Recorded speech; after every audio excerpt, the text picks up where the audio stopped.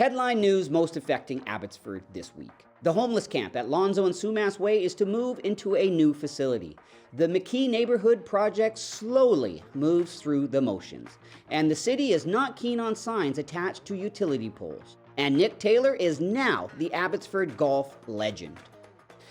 All right, Abbotsford, let's get started. The second public hearing for the McKee Neighbourhood Plan was this past Monday night. This comes after the first one was scrapped due to procedural mistake. The neighbourhood plan in question revolves around a 1,900-acre, 769-hectare area of the McKee Peak on Sumas Mountain. The province is working with the City of Abbotsford, BC Housing, and local service providers to transition people living at the encampment at Lonzo Road and Sumas Way into safe indoor spaces to address health and safety concerns. Once the encampment has been vacated, construction will begin on the new 50-bed shelter that will be temporarily located at the site. The new shelter will replace the existing 40-bed Riverside Road shelter and allow the Riverside shelter to be replaced by a new permanent supportive housing building adjacent to Cole Starnes Place. We have all seen them and probably posted a few on our own, posting signs to utility poles. The City of Abbotsford has put out a reminder on social media that signs posted on utility poles, trees, and posts next to roadways can be dangerous as they impede sight lines for drivers and pedestrians.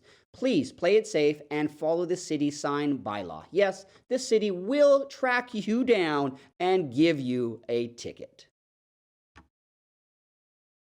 Last Sunday morning, in the 32,000 block of Timms Avenue, abbyPD patrol officers located 2 stolen firearms, 1 smoke grenade, 500 rounds of ammunition, and suspected drugs during a proactive warrant arrest of a prolific offender. Since then, abbyPD have not released any more information on this. Dunk tanks are now a thing of the past with some school districts. Chilliwack School District has banned them as they actually have a racist history dating back to 1915 and the San Francisco Fair. Dunk tanks were used to humiliate African Americans. We reached out to the Abbotsford School District to find out what their policy is, and as of airtime, we did not hear back. Dunk tanks have been used as fundraisers for schools for many years. Last week, we told you about Uber finally getting the green light to service Chilliwack. Uber is already in Abbotsford. This comes as the BC Transit strike by the drivers with CUPE 561 approached 90 days. Harry Baines, Minister of Labour, has obviously had enough and appointed legendary mediator Vince Reddy to step in and try to bring both sides to an agreement. His track record is impressive. There has been media silence as this process continues.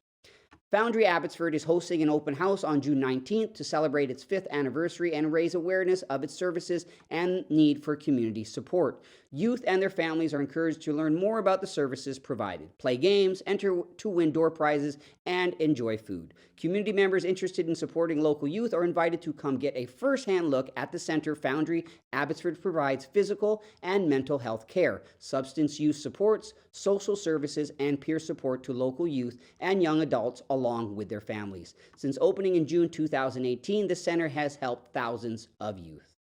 And after the break, me with sports.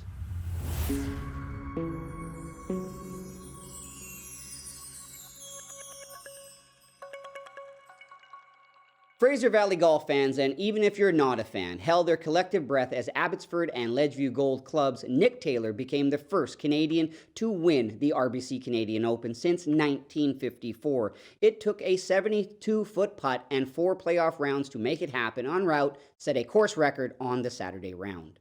The Archway Community Services Charity Golf Tournament is returning for its 6th year on June 20th, and organizers hope it's the most successful tournament to date. Our tournament has been steadily growing, and with the increased number of players, sponsors, and online options, we hope to break our $75,000 fundraising record from last year, said Steve Carlton, Archway's board president and chair of the tournament organizing committee. The need in our community keeps increasing, and the funds raised help keep critical programs operating. One program that benefits from the proceeds is In It Together, a gang prevention program whose government funding has ended and is in danger of closing. The tournament also supports Archway programs such as Meals on Wheels for seniors, support for new parents, and practical items like car seats for newcomers.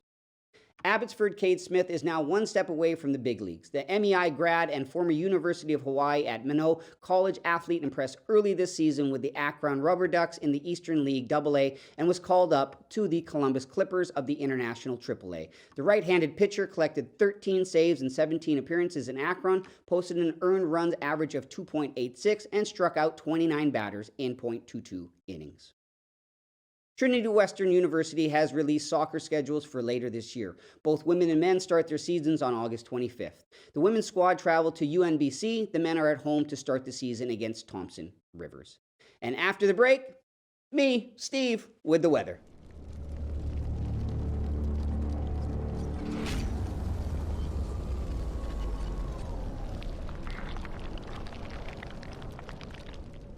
Okay, let's do the 7-day forecast. So you might not be happy, but we know BC Wildfire, they are happy because they are going to be getting the rain, as you can see here, Friday, Saturday, and Sunday. And even if we get into the Monday here, the Tuesday, the Wednesday, Thursday, it is starting to rain, which we need. We're getting down to some of the single digits here at nighttime, but don't worry, it does raise up a little bit. We finally do get to Thursday, and Thursday will bring us that sunshine.